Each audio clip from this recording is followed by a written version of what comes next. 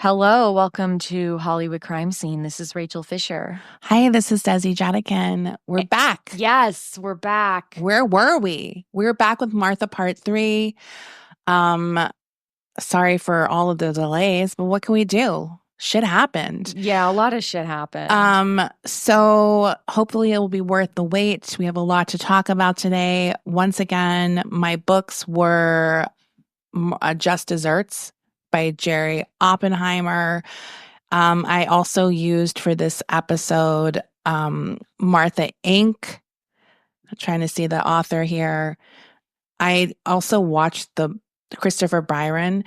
I watched the Sybil Shepherd movie. I finished that. Oh, nice. That movie is so bad, but very funny. Yeah. Because they really whip through her life in an hour and a half. It starts from her childhood and goes all the way to the present at the time of the movie. And Sybil Shepherd starts playing her like at 30. Oh my God. I'm sorry. She was like 60 when they made that. She's really, you can really tell she's not 30. Yeah. Let's just say that. So it was very funny because obviously in an hour and a half, you're just getting little snippets. It's like, here's a minute of her 30s. It's just like whipping through everything. I just remember when that movie came out and seeing the trailer for it and being like, oh, this is high camp. Yeah. Sybil Shepherd playing Martha Stewart. Come on. Yeah. Well, it's on Peacock. If you want to watch it, it's a very fast watch. And I think there is a follow-up where she goes to prison. Yeah. So I'm definitely going to watch that for the next episode just for fun. So where were we? Martha has just been dumped by her husband, Andy. She's trying to hold it together in the Hamptons. Don't we all? She has 2 homes there now. And she's also released another book, Martha Stewart's Gardening Month by Month, which is also a huge smash.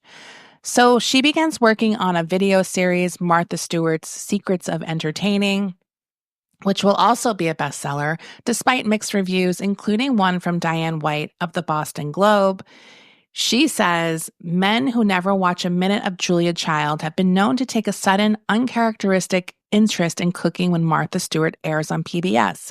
It's understandable, I thought, watching as she tossed her blonde mane, raised her big brown eyes to the camera, grasped a cucumber, and instructed viewers to slice it thick enough to pick up, but not too big to put in your mouth. Sorry. Wow. Martha is unintentionally horny sometimes. She is. But now maybe a little more intentionally. But she never dressed sexy ever on her show. Not on the show, for sure. Not on the show. Now, no, I was laughing at some of her outfits. I was like, Jesus. She was so... It was literally like a sweatshirt with khaki shorts. It's like LL Bean... Bonanza, really, really like sexless too. Just it's very shapeless, utilitarian, but wealthy. It's practical for what she's doing. I mean, yeah, she's literally shoveling dirt. She's shoveling a lot of dirt. She's making a lot of things from scratch, and she's making craft projects. Yes. So other venues were also critical. I mean, a lot of people were like, oh, there's practical everyday tips, sensible cooking. But many of the people, focused in on how, impossible this standard would be to obtain at home. People don't have herb gardens. People don't have commercial ovens and help, or the patience to cut heart shapes out of bread and cucumbers. One person said the video context in which these recipes are offered is so opulent, it's offensive. Martha Stewart is possessed by her possessions and amorally oblivious of reality. The tapes will simply make a lot of viewers feel inadequate, as if they can't cook pork roast unless they have service for 24.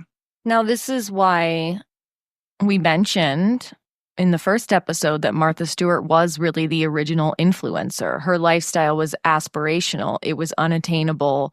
It was unrealistic. Well, and it's like people still to this day don't get the appeal sometimes of what we're watching. It's not that we want to make everything from scratch. It's interesting to watch her make something that we will never attempt to make. Right. And it's like you get that satisfaction of like seeing it done and how it works. And sometimes it's very funny because it is so out of touch. Exactly. You just have to roll with it. So in late summer of 1990, Kmart begins testing a Martha Stewart magazine with 8-page inserts in women's magazines, as well as a direct mail Martha Stewart catalog. Martha was quick to let them know that if Kmart was interested, she would use the concept for a full magazine and pitch it to her newest corporate partner, Time Warner. Now, she needed a new project to dive into because she didn't really want to focus on the official end of her marriage to Andy, which was just the beginning of all of their financial shit that they would be processing throughout the 90s. Who gets what? She wanted Turkey Hill, obviously, since that's so much a part of her brand. And obviously she had to pay him a lot of money. I mean, it was just very complicated. So the magazine wasn't her only project, though. Always a fan of a fixer-upper, Martha took on her next DIY project herself. Now, you were just talking about how she wasn't sexy on her show, but now that she was single, she needed to show Andy and the world that she did still have it. She starts wearing more plunging necklines. Like she's big on the New York social scene at this point. So what is this, the early 90s? Yeah.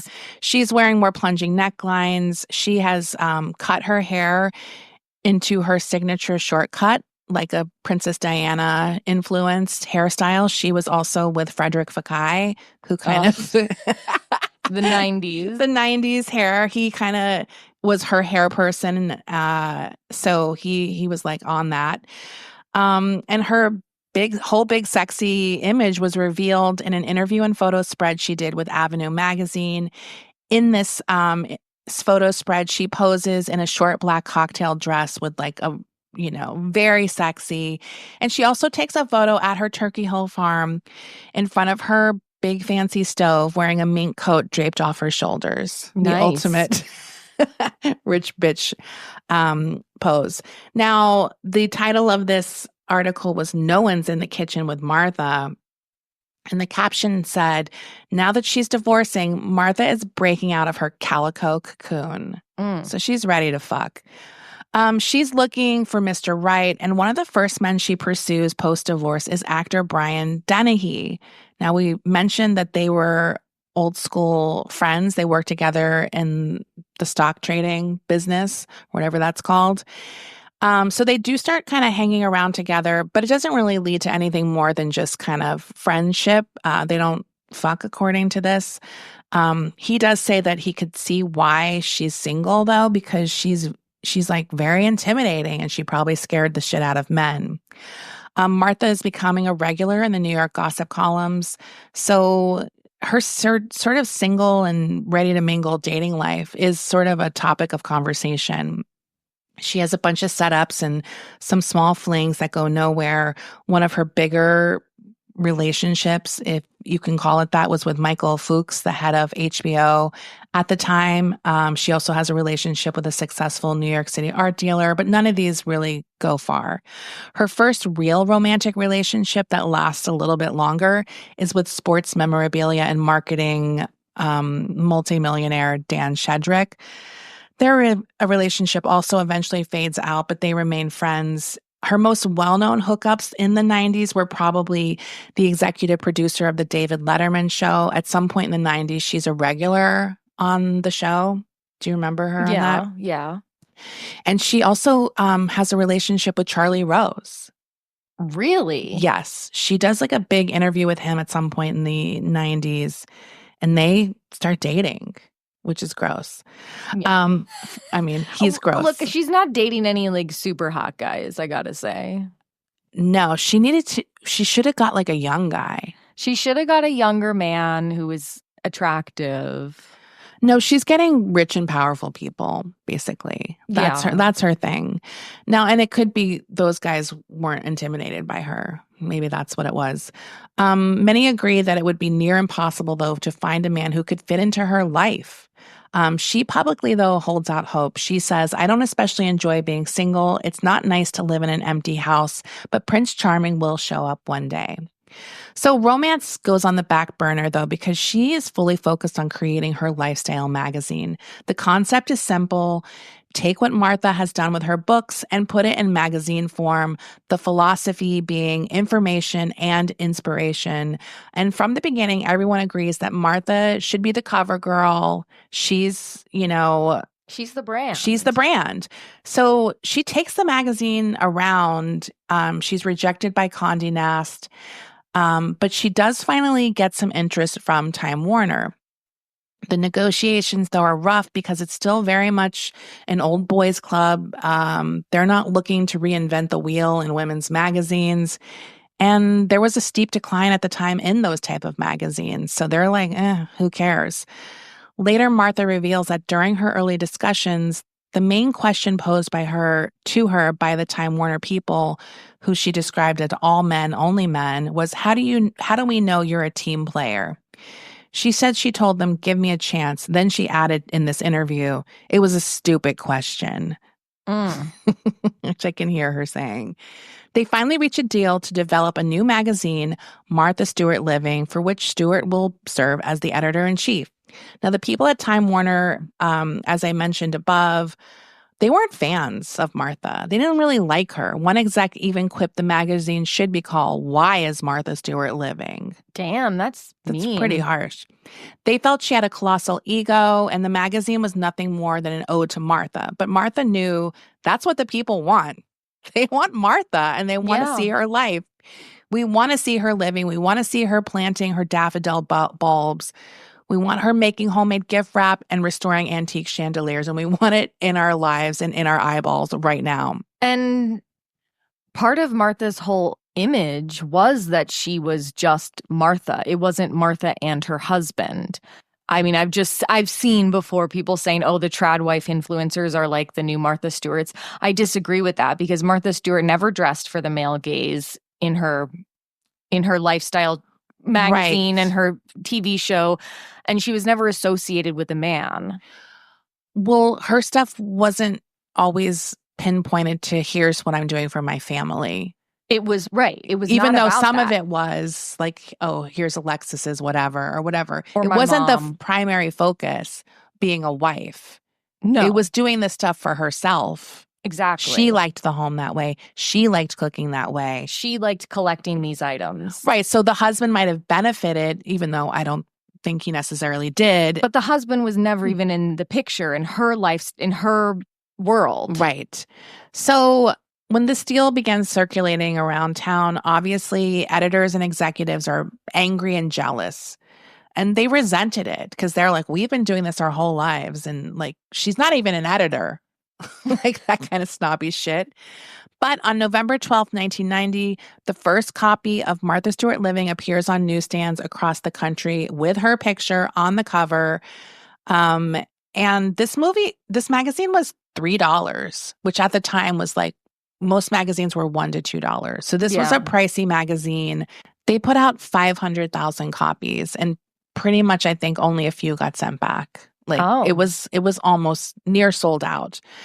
I have a blog post about the original magazine. Martha's on the cover. She's wearing a blue plaid shirt with a sweater tied around her neck. Inside this issue, we have features on homemade gift wrap, which I believe I watched in one of the early Martha Stewart Living shows, where she's cutting stamps and stamping onto paper, various types of tissue paper, some Japanese papers. I watched an episode where she was doing block prints and homemade stamps as well. Oh, really? Which we'll talk about when we get to the TV portion.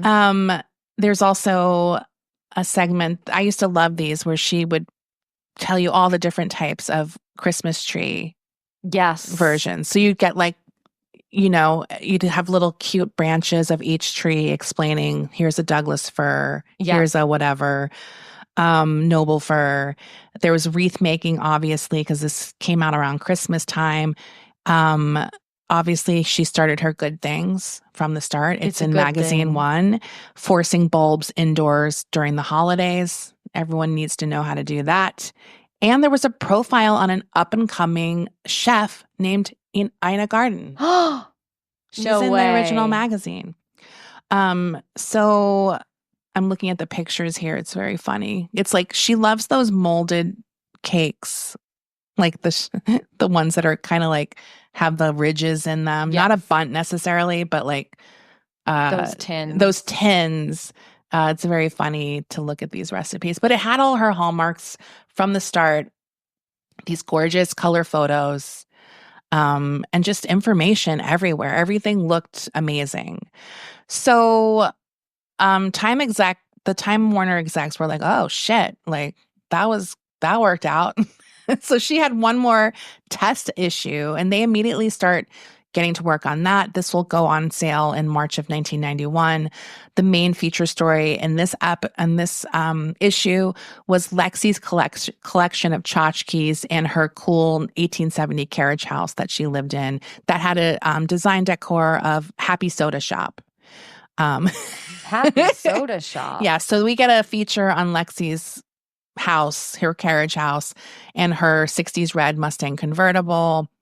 You know, the lifestyle that any young woman definitely is living at that time. This issue sells even better than the first. They had even more advertising pages. And obviously, there also was the negative press comments.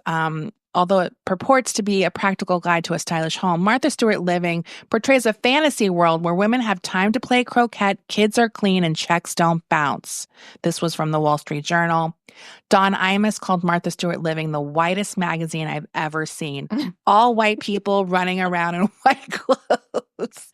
And she kind of acknowledges that some of the articles in the first two issues are a bit over the top, including one where she teaches you how to sew an organdy Easter dress. Was not very practical, but she expressed confidence in her magazine. She said, "I really want people to get out their sewing machines again. I know we don't have time, but just thinking about it is a step in the right direction."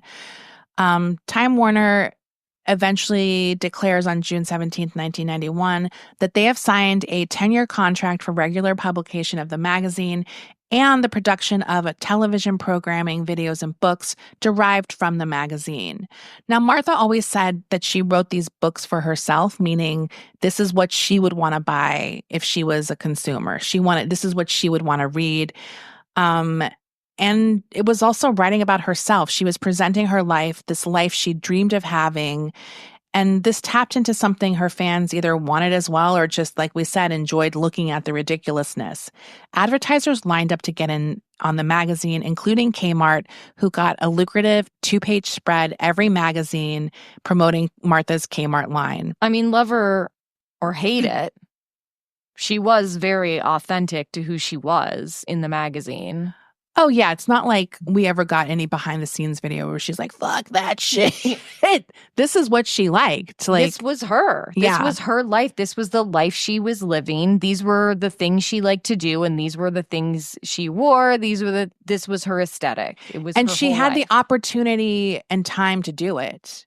Like, most of us want to do things and we just don't have the time or the space or all of the things. Like, I can't just go and boss something right now. Right. But she would have all the tools at her. Like, she was doing the wrapping paper and she's like, "Oh, you can't tie this ribbon because it's made of paper, but you can just seal it with some wax." And I was like, I don't have wax and the press thing at my disposal. Like, right. I'd have to go spend $50 or whatever it costs to get that. And it's just like, she just has it all there. Right. Or she has all these tools like a linoleum cutter. Right. Or a bunch of grommets. It would just take all of us years and years to collect all that stuff, where she just went out and bought everything and was like fully stocked. Like, I mean, we've seen images of her craft room. It's insane. It's insane. So Time Warner also secures a weekly segment for Martha on the Today Show, and each segment ties into a feature in the magazine. Now, one of her earliest Today segments becomes an embarrassment for her in the show. A headline in the New York Daily News reads, "Can this advice?" And this is about the segment we're going to talk about. Co-host Brian Gumbel asked Martha at some point during the segment if it was necessary to add some lemon juice or vinegar to these tomatoes she's canning, so they can attain the proper level of acidity. And Martha says no, explaining that the tomatoes were pretty much all acid, so nothing else was needed. Well, the phones immediately rang off the hook at the Today's show's offices. Letters pour in, and he's forced to make a disclaimer from saying that they got calls from food safety experts who said a little lemon juice was recommended to avoid botulism. Damn. So she's immediately getting these. I think we've all gotten an email. She's gotten correcting us. We got a yes. correction. She gets a correction. I mean, botulism, to be fair, is you want to avoid that. I definitely don't want that. Although it's probably one of those things where it's like, it probably won't happen, but just to be safe. Just to be right? safe. And she probably never did it. Right. Like it's possible. So she began making appearances everywhere at this point. As I mentioned, David Letterman's show. She was also a regular on Regis and Kathy Lee. I mean, she was kind of like the act where she'd come on, be ridiculous, and the host would poke fun at her, and she would just keep going with what she was kind of, in on it. With certain people, she would be in on it. Certain people. But she became so famous at this point. Not only was she known as simply Martha, like Cher, she became a descriptor. Like, that's so Martha. That's very Martha. Like, that was what people would say. Like, and you knew exactly what that meant. But with her newfound fame became more scrutiny. She just gets more interviews, and with more interviews comes more chance to stick her foot in her mouth. In one interview, people commented how out of touch she said when asked why couples busy with children and full-time jobs should be interested in the best way to make risotto.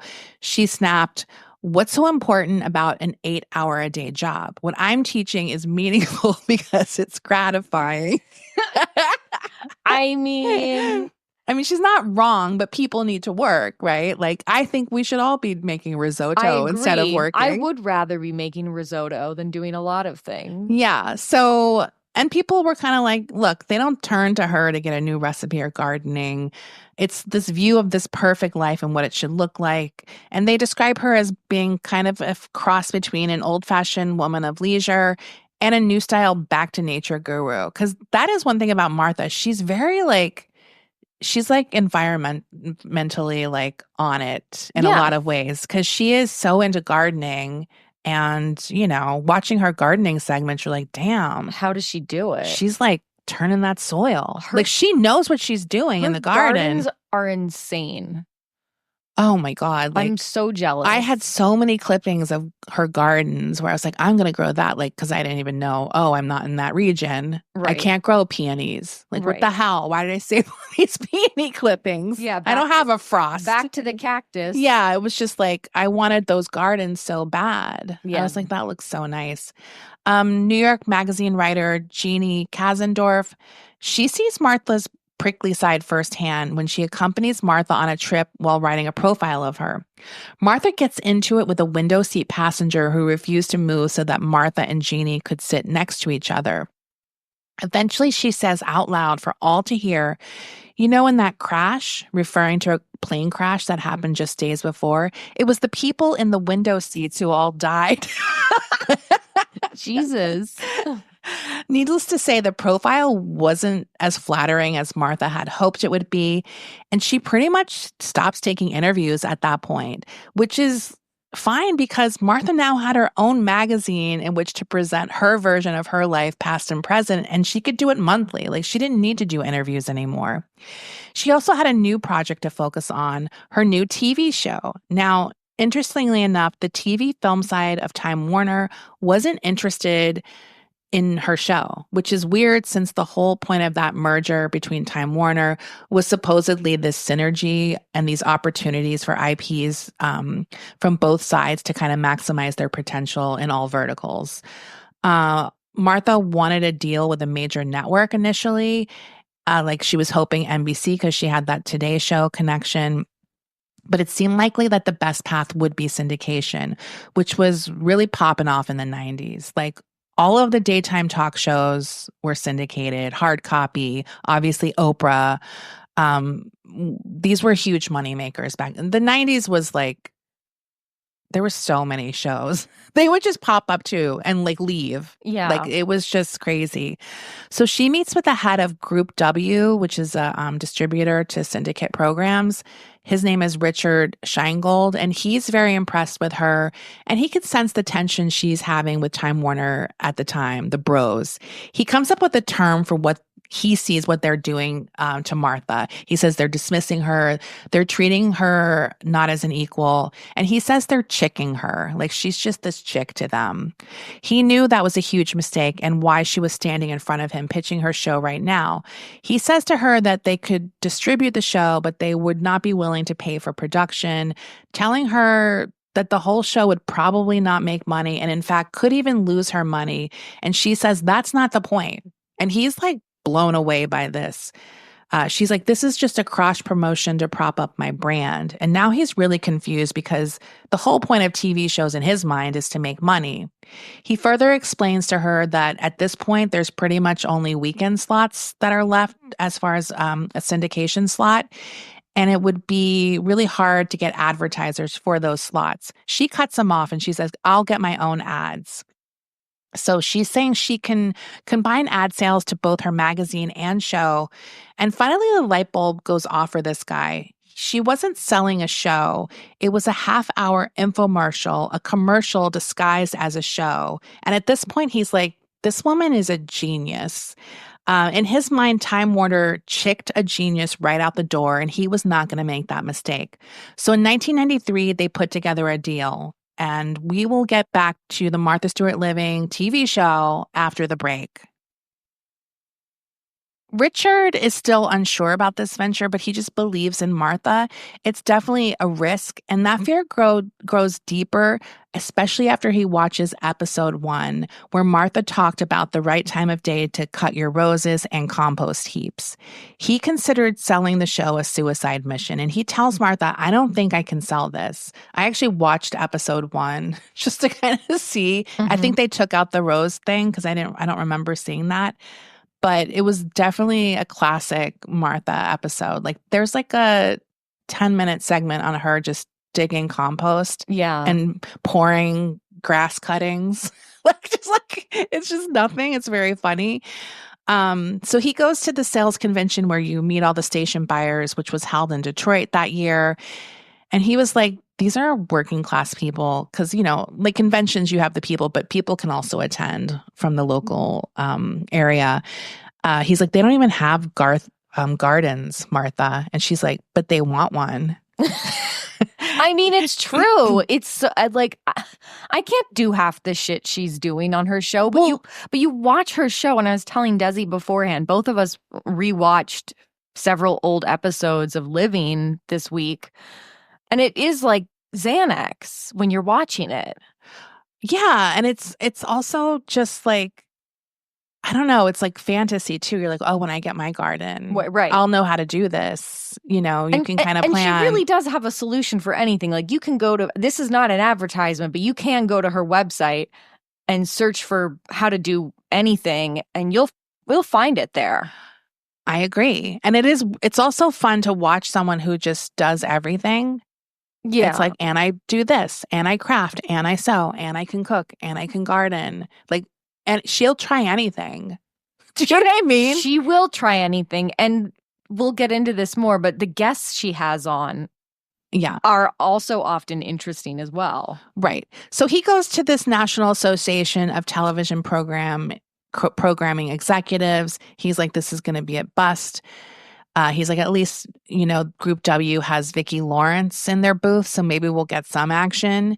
And when he arrives day 1, he's shocked that his booth is overflowing with people. And when he walks in, he sees dozens and dozens of women surrounding Martha.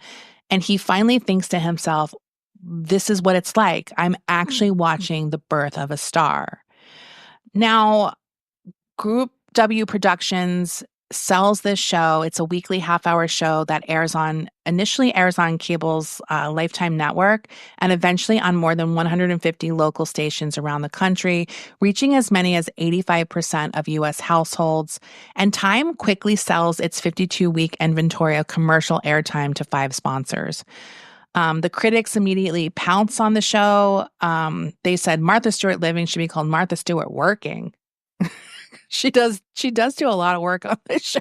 Yeah. But the show is obviously a hit and continues to grow, becoming the #1 women's morning program by 1996. And as you mentioned, it's just so soothing. Women love it. Gays Let's talk love it. about it. What are your thoughts? What did you watch? Okay, I'm going to run through the episodes I watched this week.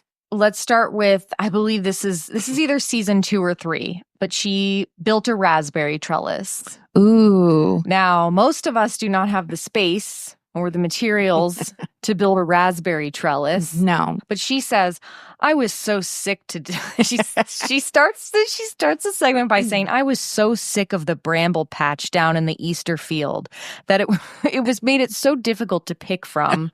I mean, don't we all have an Easter field? Easter field. So she builds a 6-foot tall cedar posts. Yes. This trellis. And she tells us that you will see your raspberry production double or triple with this. Wow. Well, goes from 0 to 0. In that same episode, she makes oh no, this is the Halloween episode. I think this is the following episode. She made a gourd lantern. Oh, I saw the description for that. They didn't get to it. This is insane because this is something that, like a lot of her crafts, has way too much work for the amount of payoff. Yes. But at the same time, I'm like, I want to try that. Well, it's like, it does, it's not like her things look bad. It's just that, okay, the juice isn't worth the squeeze for that, Martha. I agree. So this is a lantern, a hanging lantern light string made out of real gourds. So she makes this by drilling holes into these gourds. Then she uses an X-Acto saw to hollow out a chunk of it, or to hollow out the gourd and get all the seeds out. Then she drills more holes at the top to make a bigger hole to affix a light bulb inside. Oh my God. And then she uses a string of Christmas tree lights. She removes the bulbs from the Christmas tree lights and puts in new bulbs that fit the gourd. Jesus Christ. So not only do you have to have all these tools to drill holes in the gourd, but you also have to have Christmas tree lights and replacement bulbs for these lights. Then she refits her bulb into the Christmas tree light socket. Then she says she makes more holes in the gourd to, quote, so that the light will come out and look mysterious. Then she inserts the socket into the side hole, screws in her bulb, and then she just does this with all the gourds, with like 50 more gourds across this string of Christmas tree lights. And the worst part about this segment is we don't even see the finished product. What? It cuts off and goes to the next segment. She's like, it's a good thing. And then it goes to the cooking segment. Oh, no. I'm like, I need to see what this looks like. I did a Google image search for this gourd string of lights. Nothing even popped up for it. It was like gourd candles came up. And some of these gourds were big gourds. Yeah, I mean, it seems difficult to hang. You know what I mean? You'd have to have serious.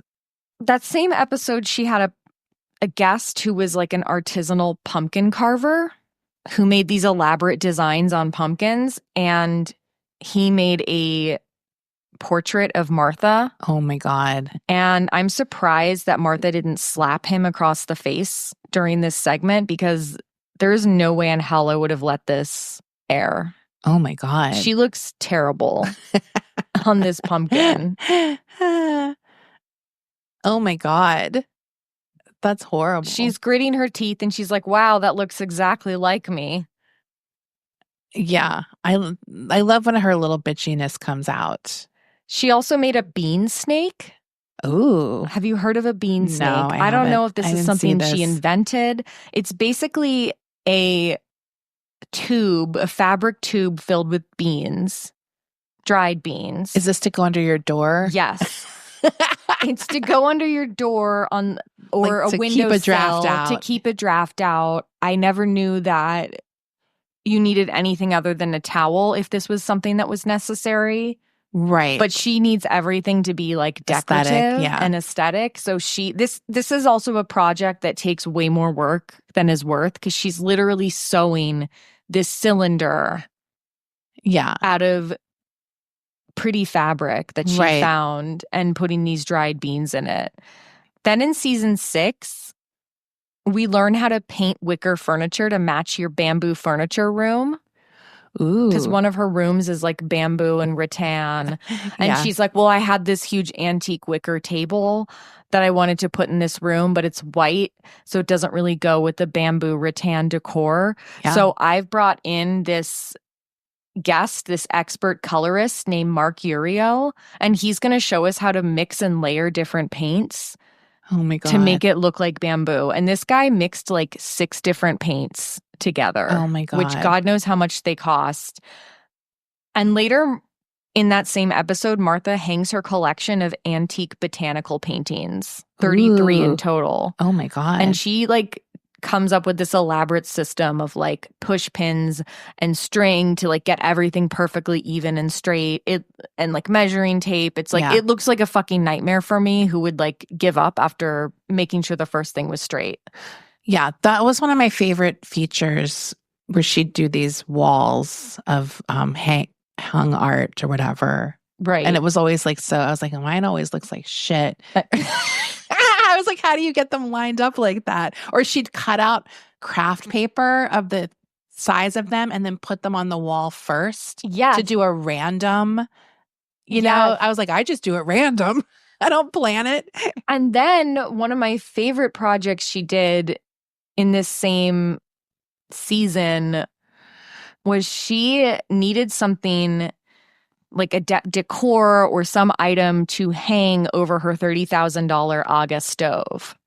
Oh my God. Have you seen these stoves before? They are like, you have to be very wealthy to have one of these stoves. It's like the pinnacle of wealth. If you have a stove, like it's like the Le Creuset of stoves. Yeah, you can get them in different colors. They're very beautiful. They're like works of art. So she's like, I needed something to hang over my Aga stove. Yeah, but I needed something that wouldn't be bothered by the heat. So I remembered I have a collection of antique rolling pins. Oh my God. So she built a shadow box to hang her collection of antique rolling pins. Yes. And it was at this moment I realized, why don't I have a collection of antique rolling pins? That's the problem with her. She made me want to collect so many things. I know. Like, I'm always like, ooh, it looks good when you put them all together, like decoratively. Especially considering one of the rolling pins was actually a ravioli stamp pin. Ooh. And I will show you a picture of that. Here's a screen cap from that episode. This is the ravioli stamp pin. Oh my God. She even put them in size order. She put them in size order, starting with the littlest one at the top, which she said dated back to the 1890s. Right. And I'm convinced that this little rolling pin is actually a dildo. Oh, wow. Because I don't know what you're rolling out with this small rolling pin. Yeah. And it has ridges on it. Ooh, it's ribbed for her pleasure. Anyway, she also made a chart organizing where each rolling pin should go and printed it out so like she could refer to her chart as she's hanging. She didn't just hang them at random. Exactly. It was very organized. That's where I'm like, that's our main difference. She'll do all the pre-work that I always want to skip. And, do you know what I'm saying? Like, and she wrote blurbs about each pin and had it like cataloged. Yeah. So she knew the date of each pin and what they were used for. Then in season 7, she made hand-blocked Valentine's cards. Wow. And she said, I spent hours as a child making wood blocks and linoleum blocks. And it's like, I believe her. Yeah. I believe it. So she said to make these homemade stamps, all you need to do is get a square of linoleum or of speedy stamp, which is a material to make stamps. and just transfer your designs onto this material and use your linoleum cutter blade to carve out your stamp. Wow. We all have a linoleum cutter blade at home, I'm sure. She also had a special ink roller. Oh my God. Just to get the ink evenly on the stamp. Right. She couldn't just dip the stamp in. She had to use a separate wooden artisanal ink roller to roll the ink on the stamp. Yeah. So everything always looks antique too. Like I know. the ink roller looks like wooden. This was not like a Michael's craft store ink roller. This was like definitely something artisanal or antique. And then on that same episode, we meet a luster pottery expert. Ooh. I saw a few episodes with pottery experts. I saw the McCoy pottery. Oh, McCoy, yeah. She had a whole wall of it, not even shelf. Yeah. So she is like, I love luster pottery. So I've brought in a luster pottery expert to show us his collection. And he goes through his collection that dates back to like the 18th century. Yeah. And he tells us how luster pottery is made, that it's very expensive to buy and it's very sought after, and how the firing process works, and that if you damage your luster pottery, you have to be very careful fixing it because you can't refire it in a kiln, otherwise it'll turn black because of the paint, the particular, like he went through all of it. And once again, it was one of those segments where I'm like, do I need to start sourcing antique luster pottery? I would watch a show where it was just one expert on one collectible, not related to like comic books and stuff, but like old, do you know what I mean? Like a rolling pin expert. Or like a lusterware, like household kind of stuff. Or Pyrex, antique Pyrex. Yeah, Pyrex, jadeite, like whatever. Like I'm fascinated by those weirdos who like obsess over one item. Me too. And even know how to like repair stuff. Do you know what I mean? Like, I mean, Martha taught us all about jadeite. Oh my God. At least she taught me about it. I wanted jadeite everything, but it was so expensive by that point. It was like. Finishing out that episode, she had a computer expert come on because this episode came out in 1998. Right. When most people were, or a lot of people were getting email for the first time. Mm-hmm. And so she brings this computer expert to show another guest who is a Luddite how to use a computer. And that computer novice is Big Martha. I was going to say, was it Big Martha? Big Martha gets trotted out. Oh, no. To be the computer novice. Right. To sit down and say, I just want to read my email. What's that? From my grandchildren. So she teaches her how to use AOL. And that episode ends with something else. It ended with cedar plank salmon. Oh my God. I was watching an episode and I looked down for a second and a new segment had started. And I saw her, she's like, and then you whip stitch. And she was whip stitching something. And it pulled up and it was a whole salmon. So she was stuffing a whole salmon with something. And then she was whip stitching it back together. And I was like, that's where I draw the line. You need to make a whip stitch for salmon. Stitch the salmon. But did you have more on this? Or I do. Yeah, this guest who made this cedar plank salmon brought his own special cedar planks from his restaurant in Seattle. I feel like I've seen this episode. She starts the segment by saying that cooking salmon on cedar planks obviously started with the indigenous people of the Pacific Northwest. They've been doing it for forever. But now it's like very popular in these fancy restaurants to cook salmon on a cedar plank. Once again, I was like, should I buy some? This is the problem. It is a commercial. It is a commercial because I'm like, I want to make cedar plank salmon right now. No, I mean, she really was like ahead of the curve on this one. Do you know what I mean? Like to sort of present the show as a commercial or the commercial as a show. But it doesn't feel like a commercial. No, it doesn't. But it is informative. Because it is informative. Well, yeah. It's just interesting. She had, in season 4, she had guest chef Rose Gray, the late, great Rose Gray of the River Cafe in London, to show her how to or show us, because I'm sure Martha already knew, Right. how to clean, prep, and cook squid. Oh, wow. So we saw the entire anatomy of the squid. Did you know squids have a bone? I feel like I kind of knew that. They have this like weird little clear spine. That sounds like a good segment. Even though I will probably never make squid. I'll probably never make squid at my house, but I did learn a lot. Yeah. Well, that's one of those things where I'm like, I don't know how to deal with that. Yeah. Like there's a few things I've never cooked before, like even duck, which I've had a bunch, but I've never cooked it myself. So it's sort of intimidating, even though I'm sure it's probably fine. My mom cooks it a lot. Yeah, I just never have. So it's like, do I need to know anything? Like what intimidates me with meats and fishes is breaking down of various things. So I mean, you can't have your butcher or your fishmonger do that. But Rose suggested you prep your own squid because it stays fresher when you buy it whole. Right. That makes sense. So I guess unless you're doing it that night. Right. Which I probably would if I was buying squid. I'd be like, we're cooking this tonight. This is not hanging out in my fridge. No. Come on. Then Rose's partner at her restaurant, Ruth Rogers, came on to make a lemon tart.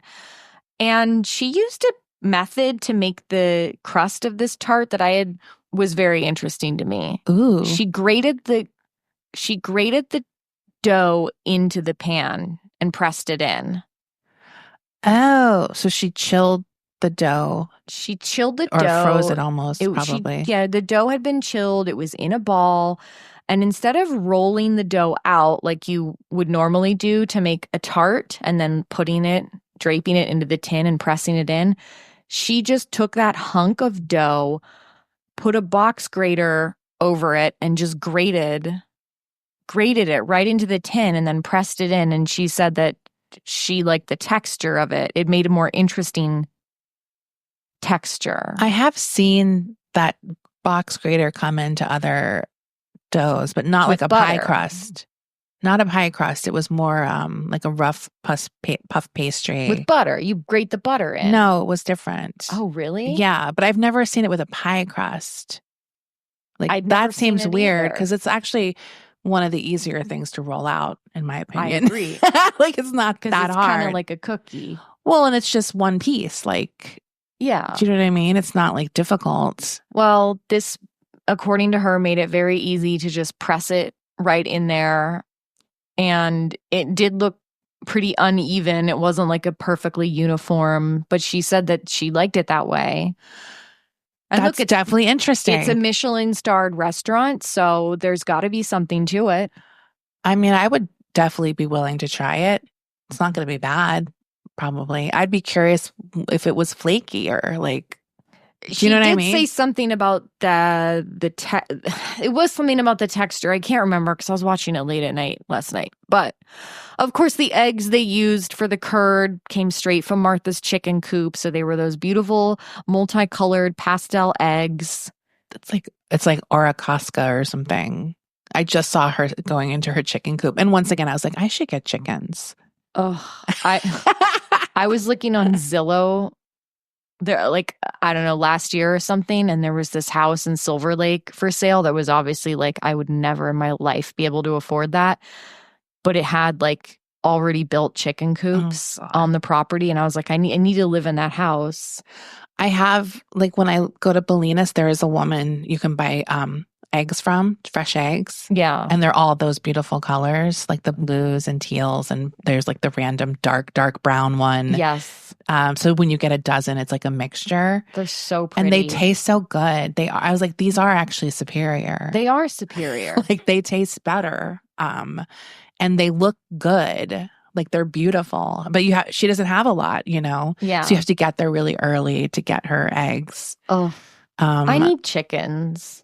I think it would be really fun. I bet you that's going to go up in popularity. It seems like it with all the egg stuff and the bird flu. Yeah, people are going to be like, get into their own chickens. I just wanted to bring up one segment that I saw that was absolutely ridiculous. Okay.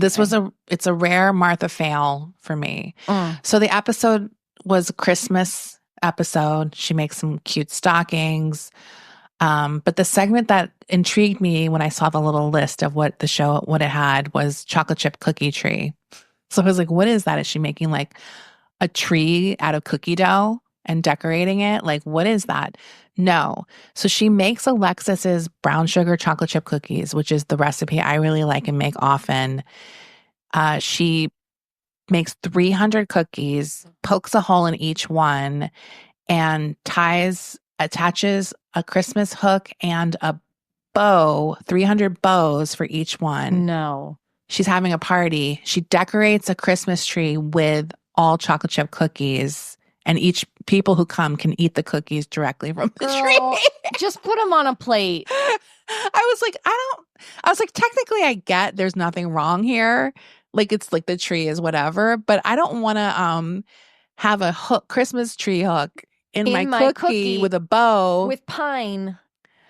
Like, it was just absurd. And she's like, we've been doing this since Alexis was a child, and it's just a new family tradition. I was like, really? Like, really?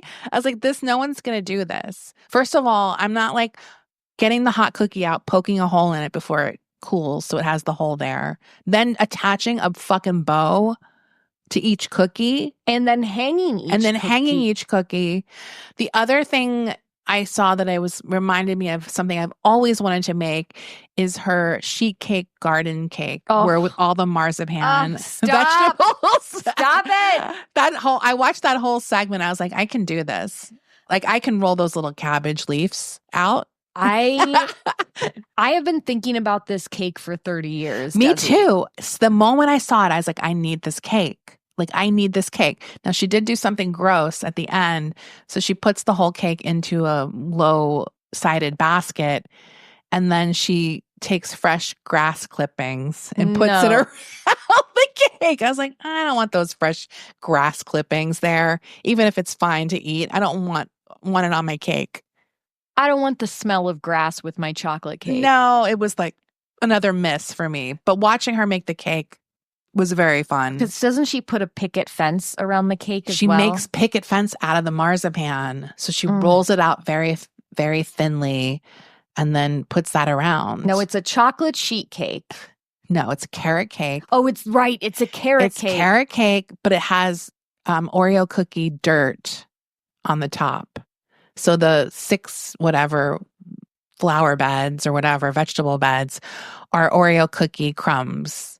And then she lays down a template when she puts them on. So then you have the path in between. That she frosts the path again with like some tip to make it look like a path and cover up her mistakes. Yeah. Like if a little crumb got on the path, we can't have that. Like as if dirt wouldn't get kicked around. Yeah. Then she creates all the vegetables. The funny part is the vegetables are all just lying out on top of the dirt, not like planted. Yeah. But it still looks really amazing.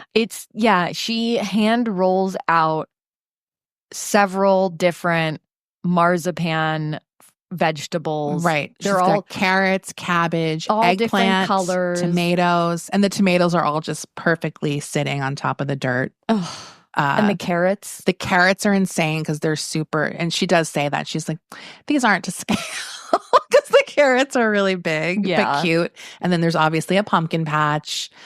It was just such an amazing cake. We should just make it. We should make it together. I think we should make it together because that's a 2-person cake.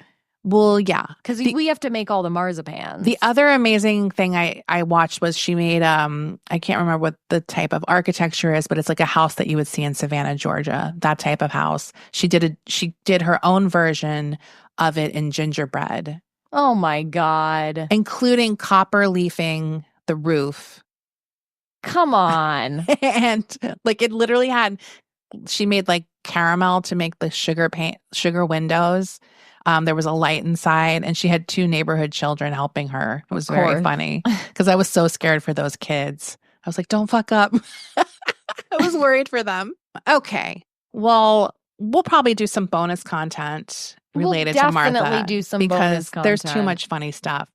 So obviously, Martha's at the height. Her show is a huge success. The magazine is a success. But as always with Martha, there's always a downer coming her way when she's at her height. And for this period, it was Andy and Robin becoming engaged. So her ex-husband and her ex-assistant are getting married. When they marry shortly after, Andy actually has guards outside the venue to keep Martha out. They Oh were my like, God. she's going to show up. And honestly, I do wish she would have. That would have been iconic. But she doesn't show up there. She does show up, however, months later at his mother's funeral service.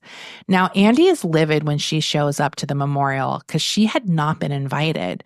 People were shocked too at what she wore. She was wearing like a micro mini skirt walking into this in someone from the family's apartment. Like it's like the service after the service, like the smaller one, more intimate one.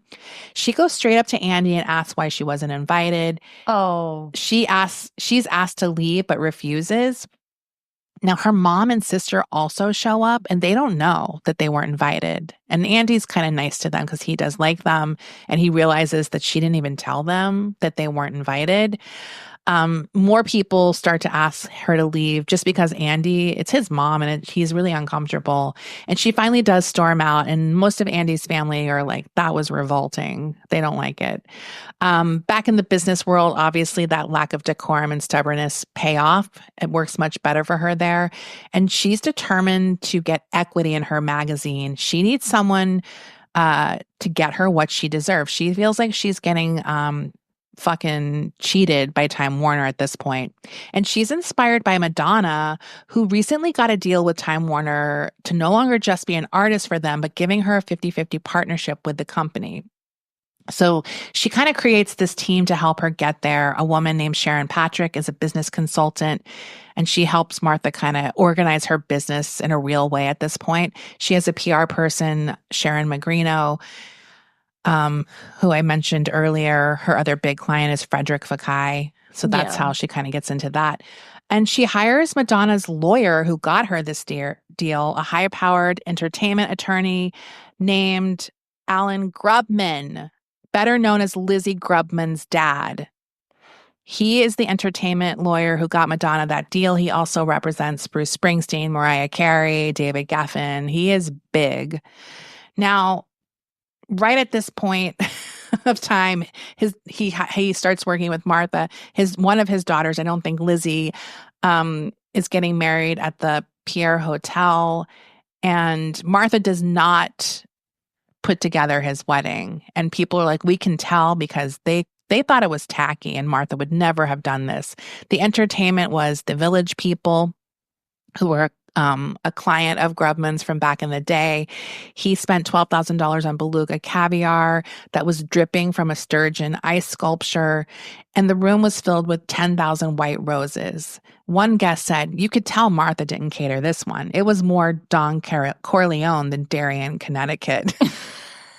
Martha was there, and I would have loved to have sat next to her and hear her critiques of the whole scene. Now, he works his ass off to get her a better deal at Time Warner, but she's kind of unreasonable. Like, she wants way more than they're willing to give and what they typically give to anyone at the time. I mean, Madonna is a completely different story, right? She begins looking for other options, including outside investors. At the time, the magazine is kind of breaking even. But like we've mentioned before, it's the whole empire that's where the worth is. And obviously that's Martha herself and anything she does. When Time won't give her the deal she wants, she begins to scheme with Sharon Patrick, and they're helped along with Susan Magrino as the PR person. Unfortunately, there's a new guy at Time Warner named Don Logan, and he's hell-bent on not only not giving her what she wants, but snatching it all back, including her TV show, which is now up for renewal with Group W. So they're trying to get that back too. They're kind of like, fuck you. Now we're going to ruin you, basically. So Richard Scheingold from Group W, he has no interest in losing the TV show. It's like literally their biggest moneymaker. And he knows the situation with Time Warner, that they're promising her, empty promises, and that they actually don't like her. They're treating her like shit, and they'll screw her over at some point.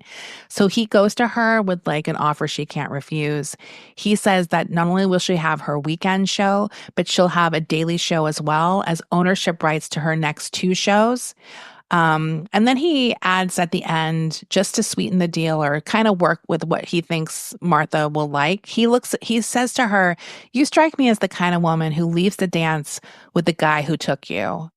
And she smiles at him, and that's where they remake their deal together. She sticks with Group W. So now Time Warner is pissed. She realizes that the only way she's going to get out of the deal with Time Warner is to buy herself out. They come back with an asking price of $75 to $80 million if she wants to Wow. purchase her magazine back. Now, Martha is rich, but she doesn't have that much money on hand. Yeah. That's like different. That's a different level of money. But in January of 1997, after a year of tedious hardball negotiations, she finally gets out of the deal by paying upwards of $75 million for control of her magazine and subsidiary operations. Time Warner does get to keep a small percentage of her whatever profits. And by the end, they're kind of happy to see her go. Don Logan initially is like, we didn't want her out. She wanted out. She wanted to have control of her own destiny. And Martha eventually starts boasting that she didn't have to borrow a penny to generate these funds. This is very funny in the movie with Sybil Shepherd. They have a really long montage segment about what happened. But basically her and Sharon, her like business person, they're like scheming at her house in Turkey Hill how to get the money for this buyout. They basically get it from all over the place, including an advance on her sales from Kmart. So Kmart basically pays her to own her own magazine again. Wow. And she gets it from other various things. So all in all, after everything is said and done, she only pays $2 million of her own money to get back her empire. But did she have to pay back all those other people? No. What? There was like the way she did it was like, here's an advance on your for future profits from Kmart. Right. Like there was like things like that. Like she's like offers people stock shares in the future. Like things like, I don't know, she finagles it somehow where all in all, that's what she ends up doing. And this is all hatched out between two middle-aged chicks at her home in Turkey Hill, like defeating this huge conglomerate corporation. So pretty cool. The new company is called Martha Stewart Living Omnimedia, and it is an umbrella for all of her stuff, the magazine, the books, the syndicated TV shows, a new syndicated newspaper column called Ask Martha, the catalog mail order operation Martha by Mail. Do you remember Martha by Mail? I do. And of course, all of her corporate sponsorships with Sherwin-Williams Paint, Kmart. She's also getting personal appearance fees at this point that are like $25,000 a personal appearance. And obviously, she's really happy. She's like, I can control everything I want to do. A reporter talks to her about this buyout. This was a big news story. And she says, I'm not out to make a buck, with a straight face. And I kind of believe her. Like, I do think she wants to be rich, but I do think it's about control for her. Yes. And I think she likes the power, and I think she wants her vision out there. Like, she wants the world to be more like her. I do believe that. Wouldn't that be great? Once again, unpleasant aspects of fame come to the forefront. There's the publication of Just Desserts, this scathing bio that I used as part of my reference materials. She goes on the offense trying to counter the claims in the book, in particular, all the things about her ex, Andy, which we've talked about in the book. She's basically, treated like or it's indicated that she treats him like garbage. She does a lot of interviews presenting her version and reinforcing the Martha Stewart we all know and love. In particular is one interview for McCall's magazines, which will go on to create more drama. Now, in this interview, it gets leaked. So before it's released in the fall or late summer, I think, of 1996, Liz Smith publishes an excerpt from it. In it, she says, the queen of home planning and gracious living, the glamorous domestic deity, the only regret she reveals, the only regret I have in my entire life is that I don't have more children. That is a very serious regret. My husband had cancer that precluded him from having more children, and I didn't want to adopt. It was stupid. I'd give anything to have a son right now. Now, Martha never disclosed to McCall's that, and the truth of the matter is, if we remember from, I think, episode 1, she had had a hysterectomy at like age 40 or 41. Yes. There was no health reason for it except that she didn't want to have her period anymore because she said she had bad periods. Right. So technically, that's a bigger reason maybe you didn't have more children than anything with Andy. Yeah. But she left that out, and it wasn't true. Like Andy, his cancer had nothing to do with him not being able to have children, and he's mad about it. He's livid. He starts releasing statements. He's threatening lawsuits. And he's like, she's just jealous because I have this happy life with Robin now. They had recently adopted a son. And people were horrified that she would put it on him for some reason. He actually does consult an attorney to go at McCall's. And eventually, in January 1997, McCall's issues a letter in it saying that, from Martha Stewart, that she would like to clarify that my former husband, Andrew Stewart, and I did not have more than one child for personal reasons, not because of any medical disability on his part. As far as I'm aware, there was no such medical disability. Now, as if to get the last laugh, 2 months later, Robin gives birth to twins. Oh my God. So obviously he could have children still. And a friend says that he's the proudest father ever. He's so happy. And for once, his life is complete. So he does get the last, he owned her ass on that one. Yeah. And furthermore, here's 2 babies, bitch.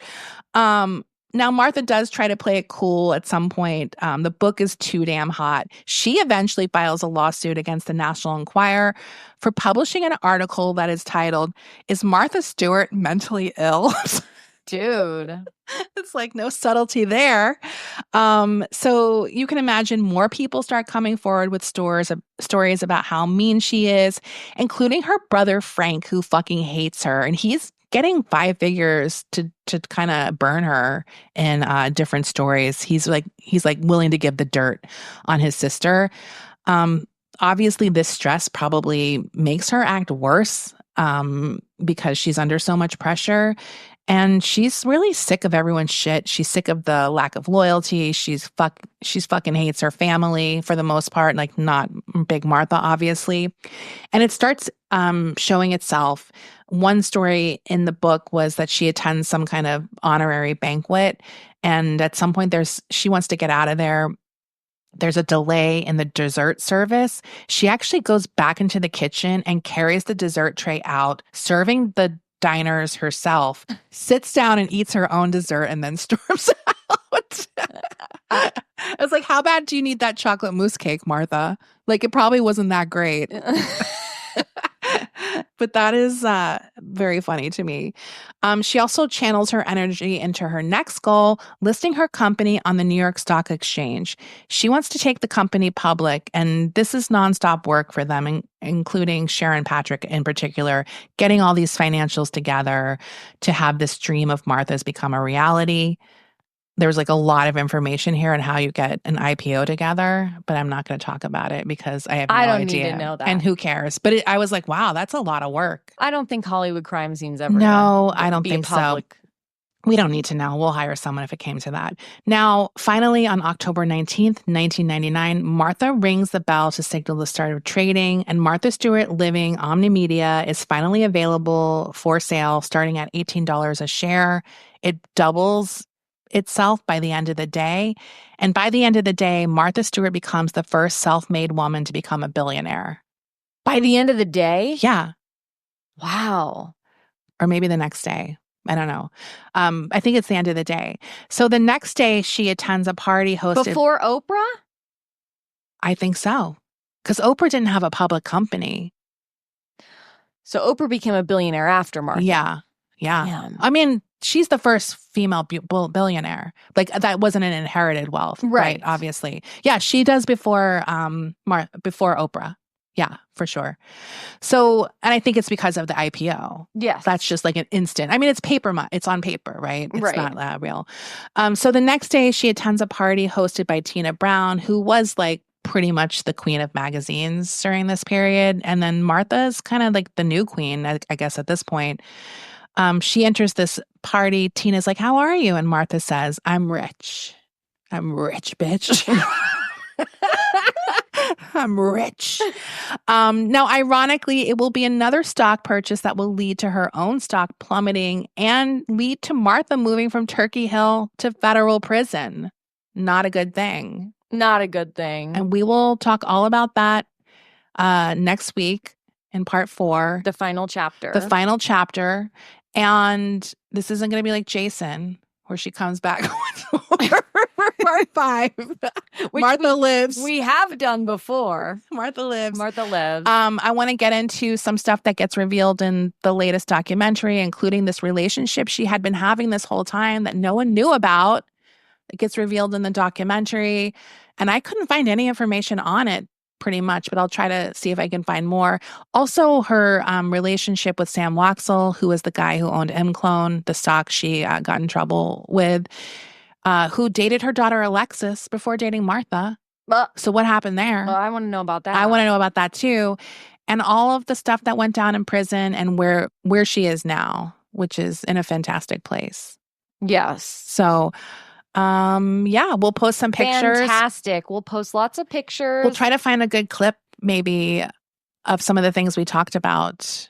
I have several pictures from reels. Do we have reels? Let's put some of the clips from the show. Okay, would be funny. We'll find some clips and we got some pics. We did. I just want to make an announcement. Oh, we did post 2 new episodes on Patreon yesterday, and next week on Patreon, we're going to be doing an AMA. So I'm going to talk about this again on the mini. So I'm going to say, I don't know, like by the end of next week, next Friday, we'll record our AMA. So if you want to ask us anything, make sure you're a Patreon subscriber. You can be a subscriber for as little as $1 a month. And to ask or to submit your questions, message us on Patreon with the subject line AMA. Keep it light. Keep it fun. We're here to laugh. We're here to have a good time. Yes. It'll be fun. Okay. Sounds good. We'll see you soon. Bye. Bye.